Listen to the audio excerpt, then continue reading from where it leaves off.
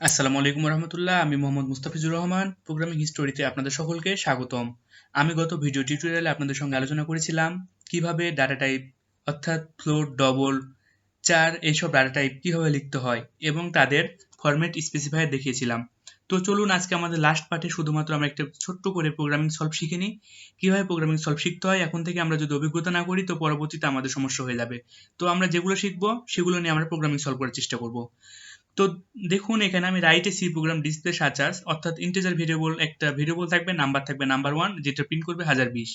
তারপর দেখুন ফ্লোট একটা ভেরিয়েবল থাকবে যার ভেরিয়েবল নাম হচ্ছে নাম্বার 2 যার মান হচ্ছে 123.875 এবং ডবলের জন্য একটা নাম্বার 3 ভেরিয়েবল থাকবে যার মান হচ্ছে 124.23902 এবং সিএইচ ক্যারেক্টারের জন্য একটা থাকবে, অর্থাৎ চারের জন্য একটা ভেরিয়েবল থাকবে সিএইচ যেটা প্রিন্ট করতে হবে ডবল কোটেশন। আমি গত ভিডিও টিউটোরিয়াল হয়তো বলি নাই, তবে এখন বলছি, সবসময় চার যখনই আমরা ডাটা টাইপটা ডিক্লেয়ার করব তবে সেটা ইকুয়াল দেওয়ার পরে সিঙ্গেল কোটেশনের মধ্যে সেইটা আলফাবেট লিখতে হবে, অর্থাৎ সিঙ্গেল কোটেশনের মধ্যে যেমন এখানে আমি ডব্লিউ লিখেছি এইরকম একটা আলফাবেট লিখতে হবে। আশা করি আপনারা বুঝতে পেরেছেন। সিঙ্গেল কোটেশন দিলাম, তারপর যে কোনো একটা আলফাবেট সংখ্যা আমরা লিখে দিলাম, জাস্ট এতটুকুই। তো তো চলুন আমরা কাজগুলো আজকে করে ফেলি। আমরা প্রথমত হেডার ফাইল ডিক্লেয়ার করে নিই।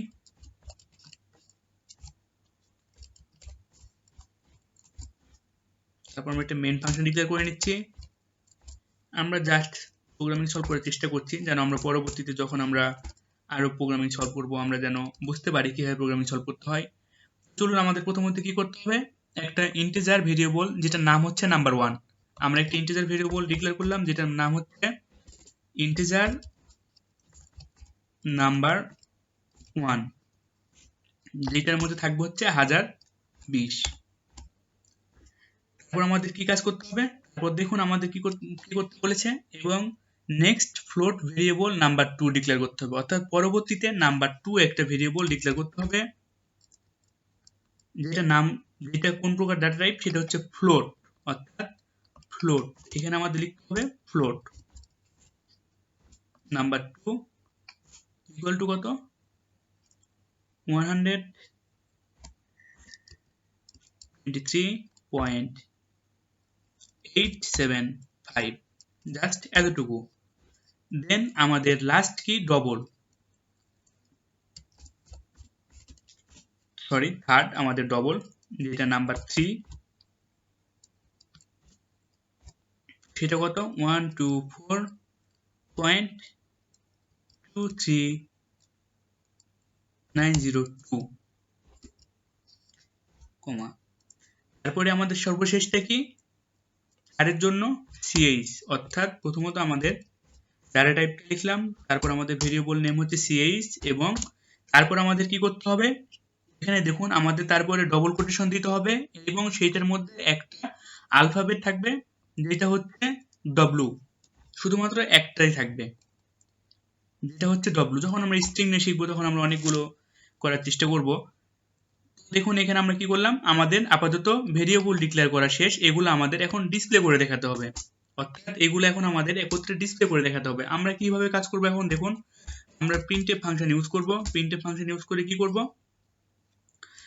ডবল কোটেশন দিলাম, তারপর স্টেটমেন্টটা শেষ করলাম। আমাদের প্রথমত কি ইন্টিজারের ফরম্যাট স্পেসিফায়ারটা কি %d। আমি এর আগে অনেকবার আপনাদের বলেছি। তারপর একটা নিউ লাইন, মনে করে রাখবেন যখনই আমরা প্রোগ্রামিং সলভে, যখনই আমরা অনলাইন যাতে প্রোগ্রামিং সলভ করব সেই সময় নিউ লাইন ইউজ করতে হবে, তাছাড়া আমাদের এরর আসবে। তারপর আমাদের ভেরিয়েবল নামটা কি, নাম্বার 1, এখন আমরা নাম্বার 1 দিয়ে দিলাম। আমাদের প্রথমটার কাজ শেষ, প্রথমটা ডিসপ্লে আমাদের কাজ শেষ। তো এখন আমাদের সেকেন্ডটার জন্য করতে হবে। তবে আমরা এখানে শো করে দিতে পারি এভাবে যে নাম্বার 1,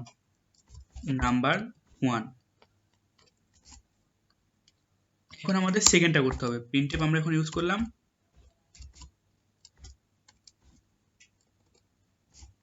আমাদের এখন নাম্বার 2,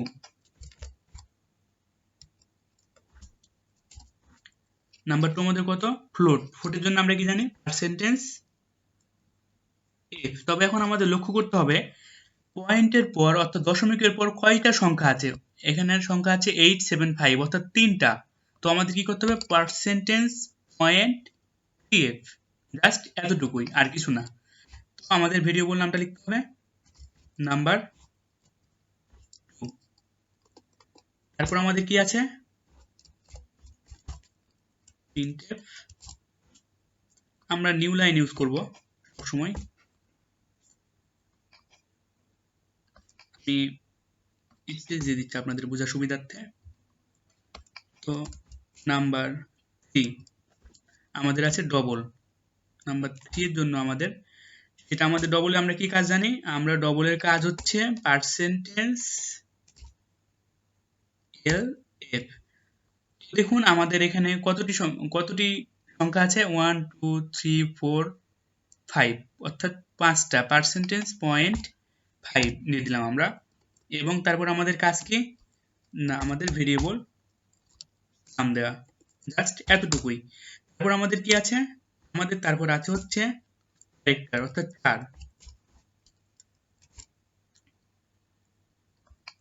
এফ দি নাই আমি। তারপর আমি কি করব, নাম্বার 4।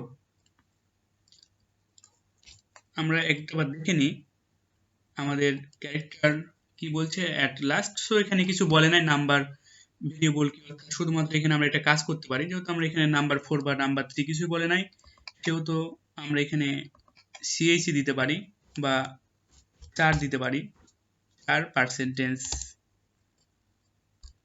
আমরা কি জানি, ফরম্যাট স্পেসিফায়ার হচ্ছে C। তো আমাদের কাজ শেষ, এখন শুধুমাত্র এখানে আমরা CH দিব। অতএব এখন প্রোগ্রামটা আমরা রান করে দেখি। আমরা নিউ লাইন যেহেতু ইউজ করি, নিউ লাইন একটা দিয়ে দিই এখানে, বিউল্ডে গেলাম এবং বিউল্ড অ্যান্ড রান, বা F9 ক্লিক করলেও আপনাদের রান হয়ে যাবে। তো চলুন দেখুন আমাদের প্রোগ্রামটা সঠিক আছে এবং আমরা এটা আমাদের কোশ্চিনের সঙ্গে মিলিয়ে নিই। আমরা উপরে চলে গেলাম, তারপর আমরা দেখুন নাম্বার 1 এর জন্য 1020 প্রিন্ট করেছে, নাম্বার 2 এর জন্য 123,875 প্রিন্ট করেছে, এবং নাম্বার 3 এর জন্য দেখুন 124.23902 প্রিন্ট করেছে, এবং 4 এর জন্য ডব্লু প্রিন্ট করেছে। তো এই পর্যন্ত আমাদের কাজগুলো শেষ, আমরা আশা করি বুঝতে পেরেছি সকলে। তবে আরেকটা জিনিস, আমরা হচ্ছে এতগুলো প্রিন্টএফ ফাংশন ইউজ না করে একটার মধ্যে করতে পারবো। তো চলুন আমরা দেখে নিই সেটা একটার মধ্যে কিভাবে করব। আমরা জাস্ট কন্ট্রোল সি দিয়ে কপি করে নিলাম এবং এখানে কন্ট্রোল ভি দিয়ে পেস্ট করে দিলাম, আবারও কন্ট্রোল সি দিয়ে কপি করে নিলাম, আবারও নিউ লাইনের পর কন্ট্রোল ভি দিয়ে পেস্ট করে দিলাম, এবং লাস্টে আমরা কন্ট্রোল সি দিয়ে প্রিন্ট করে নিলাম এবং সর্বশেষে কন্ট্রোল ভি দিয়ে পেস্ট করে দিলাম। এখন দেখুন আমাদের কি করতে হবে, শুধুমাত্র আমাদের নাম্বার 1, তারপর হচ্ছে আমাদের নাম্বার 2, আমাদের এগুলো কপি করে নিলাম ভেরিয়েবলগুলা, এবং একটা করে কমা দিব এবং একটা করে সবগুলো ভেরিয়েবলগুলা লিখবো। আমরা একটা করে কমা দিব এবং ভেরিয়েবলগুলা আমরা লিখে দিব। আমরা একটা প্রিন্টএফের মধ্যে কাজগুলো করছি, আর কিছু না। আবারও কমা, তারপর আমাদের CH, জাস্ট এতটুকুই কাজ, আর কোনো কাজ নাই। আমরা এখন এগুলো কেটে দিলাম। তো চলুন আমরা প্রোগ্রামটা রান করে দেখি ঠিক আছে কিনা। এইভাবে যদি দেখুন আমাদের প্রোগ্রামটা সঠিকভাবে কাজ করেছে। সো আপনারা সব বুঝতে পেরেছেন, আমাদের এইভাবে প্রোগ্রামিং করলে অনেক কম সময় লাগবে, কম্পাইলারে অনেক কম টাইম লাগবে, রান করতে এক্সিকিউট সময়টা অনেক কম লাগবে, মেমোরিতে কম জায়গা নেবে। সো আমরা চেষ্টা করবো একটা প্রিন্টএফের মাঝে সবসময় প্রোগ্রামিং সলভ করার। তো দেখুন এখন আমাদের কি করতে হবে, আমরা কি কি কাজ করলাম, জাস্ট কমা দিয়েছি এবং ভেরিয়েবলগুলো ডিক্লেয়ার করে দিয়েছি। সো আজকে ভিডিওটি এই পর্যন্ত। আশা করি আপনারা সকলে বুঝতে পেরেছেন কিভাবে প্রোগ্রামিং সলভ করতে হয়। আমাদের প্রোগ্রামিং কোশ্চেনের সাথে অ্যান্সারের সাথে আমাদের আউটপুটটা ঠিক আছে। আশা করি আপনারা ডাটা টাইপ সম্পর্কে ক্লিয়ার হয়ে গেছেন, কিভাবে ডাটা টাইপ উল্লেখ করতে হয়, কিভাবে ভেরিয়েবল ডিক্লেয়ার করতে হয়, কিভাবে একটা প্রিন্টএফ ফাংশন ইউজ করে অনেকগুলো ভেরিয়েবল ডিক্লেয়ার করা যায়। এটা অনেক ইম্পর্টেন্ট, আমরা অনেক সময় একটা প্রিন্টএফ ফাংশন দিয়ে অনেকগুলো ভেরিয়েবল কাজ করে থাকবো। এগুলো আপনারা জাস্ট একটু নলেজ এলিয়ে থাকুন যখন আমরা প্রোগ্রামিং গুলো করবো, যেন আপনারা বেসিক গুলো বুঝতে পারেন। সো আজকে ভিডিও টিউটোরিয়ালটি এই পর্যন্ত। ভালো থাকুন, সুস্থ থাকুন, ধন্যবাদ সকলকে।